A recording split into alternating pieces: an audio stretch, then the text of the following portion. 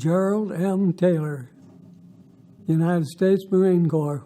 Well, I was trained in a lot of different things. Paratroopers, for one thing. After basic training, we were put into a special unit, called the 1st Special Marine Corps, part of the 3rd Division. And as I say, we had all sorts of training there. Some things that we don't normally talk about, but we're taught to kill with our bare hands if necessary. And one of the things that I say we don't normally talk about, but that was one of my specialized trainings. Another one was amphibious training. Went through a couple of hurricanes, and that's about it as far as the beginning was concerned. Some of the specialized training, but when I was on guard duty one night down in Puerto Rico, I caught a guy trying to steal gas out of one of our trucks. I commanded halt 3 times like I was instructed to do.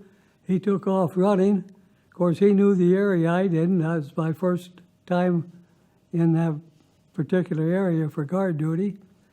And I went looking, couldn't find him, and kind of hid behind one of the vehicles a little bit, and thinking that he might come back because the gas cap was still off of the vehicle. So the officer of the day and relief duty party came through to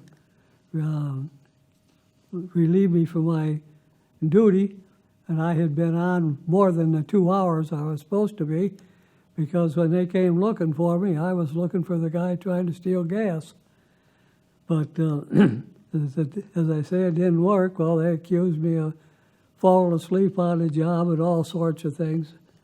And took me before the review board the next morning, and I was fortunate enough that the 2 guys on either side of where I was on guard duty heard me, and they reported back to the headquarters that I had reported or called for the sergeant of the guard and called command and all the necessary wording and so on.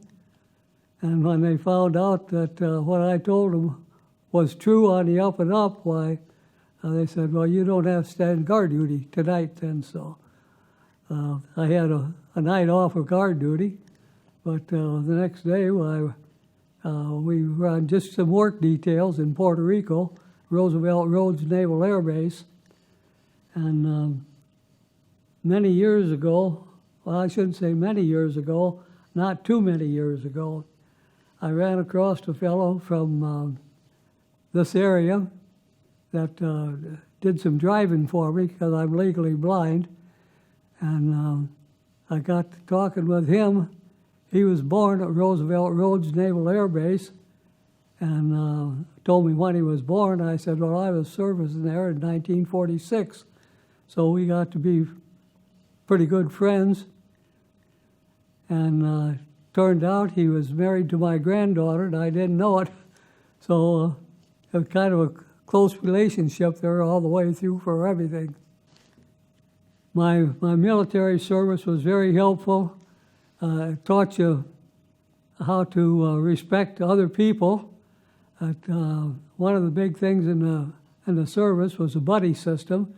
You always had somebody that when you were trained for certain things, why you always had your buddy handy, so if you needed help.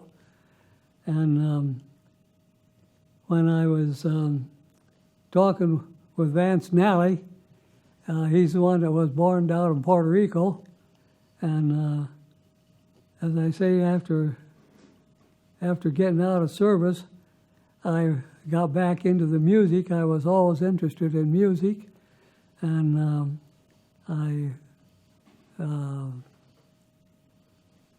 I took a few music lessons to learn and vocal. I wanted to learn enunciation and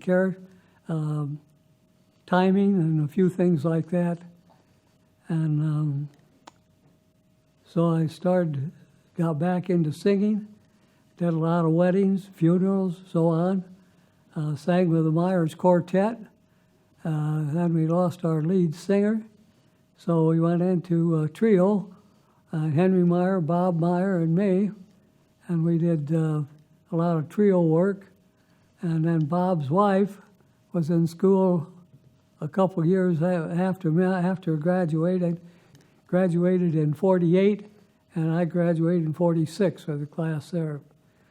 And she and I did a lot of duet singing.